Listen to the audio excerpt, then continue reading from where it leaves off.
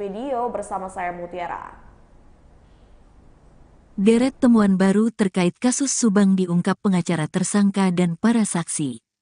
Terbaru, pengacara tersangka Danu, Ahmad Taufan mengurai fakta mengejutkan perihal temuan di TKP saat prarekonstruksi. Ternyata baru diketahui dugaan lokasi para pelaku pembunuhan Tuti dan Amalia menyembunyikan senjatanya. Fakta tersebut diurai Ahmad Taufan saat berbincang dengan Tribuners di program Tribun Talks hari ini, Jumat, tanggal 17 November tahun 2023. Kepada tribunnewsbogor.com, Taufan menceritakan temuan baru dari pihak kepolisian saat menyambangi TKP kasus Subang. Luput dari perhatian, ternyata polisi sempat menemukan darah Amel di plafon rumah. Tak cuma darah Amel, di plafon tersebut juga ada sidik jari asing yang hingga saat ini tak ditemukan identitasnya. Terkait temuan darah Amel tersebut, Taufan pun mengurai kejadian di tanggal 19 Agustus tahun 2021 atau satu hari setelah pembunuhan ibu dan anak itu. Rupanya di tanggal tersebut, Danu sempat mengurai pengakuan mengenai kondisi para tersangka saat kejadian pembunuhan. Atas penuturan Danu, tim pengacaranya pun curiga dengan temuan darah Amel di plafon. Diduga kuat plafon tersebut jadi tempat senjata pembunuhan Tuti dan Amalia disembunyikan. Melanjutkan uraian di tanggal 19 Agustus 2 tahun lalu, Taufan curiga dengan dua kejadian. Pertama, Taufan heran dengan aksi Banpol yang menyuruh Danu membersihkan bak mandi usai kejadian. Seperti diketahui, gara-gara aksi tersebut, Banpol itu pun kini diperiksa Polda Jabar. Bahkan atas sang Banpol pun turut dicurigai terlibat dalam lambannya pengusutan kasus Subang. Tak cuma bingung dengan alasan Banpol tersebut menyuruh Danu, Taufan juga heran dengan momen prarekonstruksi. Ternyata saat prarekonstruksi beberapa waktu lalu, tidak ada adegan di bak mandi. Padahal kejadian tersebut diakui Danu benar adanya. Adapun adegan yang dilakukan para tersangka dan pemeran penggantinya adalah momen saat para korban yakni Tuti dan Amalia dimandikan di kamar mandi, bukan bak mandi. 2 tahun dipendam, baru terkuak soal firasat Yoris hingga pengakuan Danu yang sempat berubah-ubah. Dalam pengakuannya itu, Danu menyeret 4 nama lainnya seperti Yosef Hidayah, Mimin Mintarsi, Arigi, dan Abi. Pada saat awal kasus Subang, Yoris telah punya firasat soal pengungkapan pelaku kasus Subang. Yoris kala itu berfirasat bahwa Danu tahu sesuatu soal pembunuhan ibu dan adiknya. Sejak jauh-jauh hari, Yoris telah membaca bahwa Danu terlihat ingin mengungkapkan sesuatu.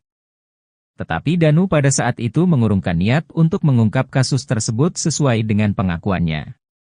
Maka dari itu Danu membuat kronologi yang berbeda hingga kasus semakin tak jelas pengungkapannya. Saat ini, kata Ahmad Taufan, pihak penyidik sedang mendalami peristiwa yang terjadi pada tanggal 19 Agustus 2021 atau satu hari setelah kejadian. Menurut Ahmad Taufan, terdapat peristiwa yang berhubungan dengan pengungkapan kasus Subang pada waktu tersebut.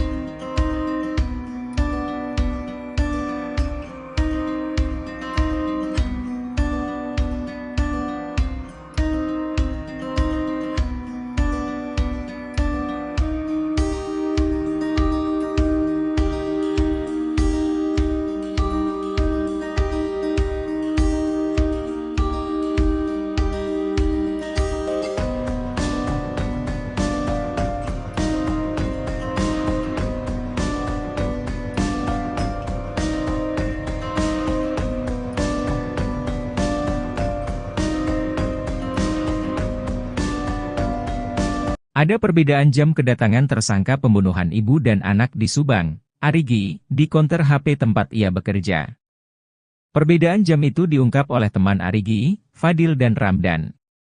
Keterangan mereka soal jam kedatangan Arigi di konter berbeda dengan tetangganya. Bahkan pengacara Arigi, Rohman Hidayat juga mengungkap jam yang berbeda juga. Perbedaan jam ini cukup ganjil, Sebab di waktu tersebut menurut tersangka Danu, Arigi datang ke TKP. Keterangan Fadil juga berubah-ubah saat ditanya terkait jam kedatangan dirinya ke konter HP milik Arigi. Fadil mengatakan dirinya datang ke konter pada pukul 20.30 WIB, namun tetangga Arigi mendengar pintu konter ditutup jam 23 waktu Indonesia Barat. Para saksi yang membela Arigi terlihat tak kompak dan berubah-ubah hingga membuat kecurigaan lagi terkait keterangan palsu.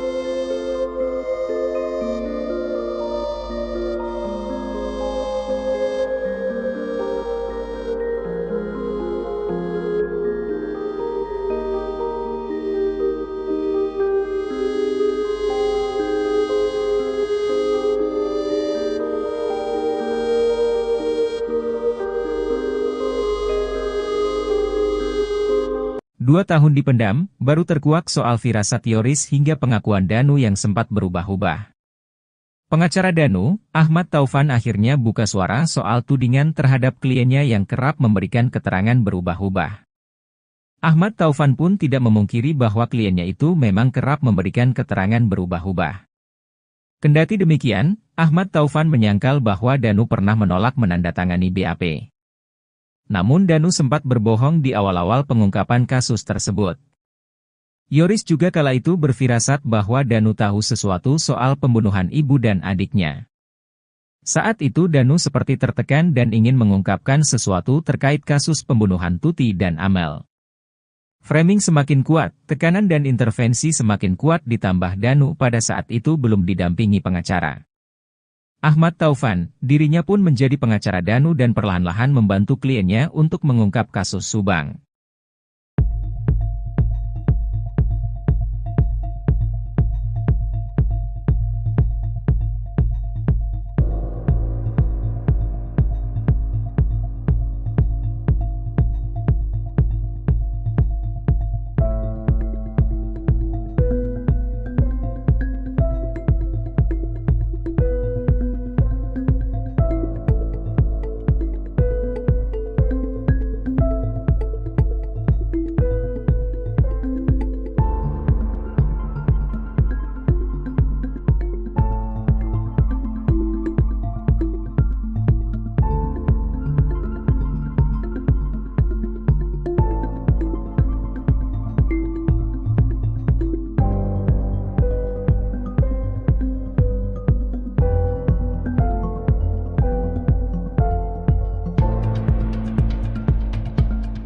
Penyelidikan kasus Subang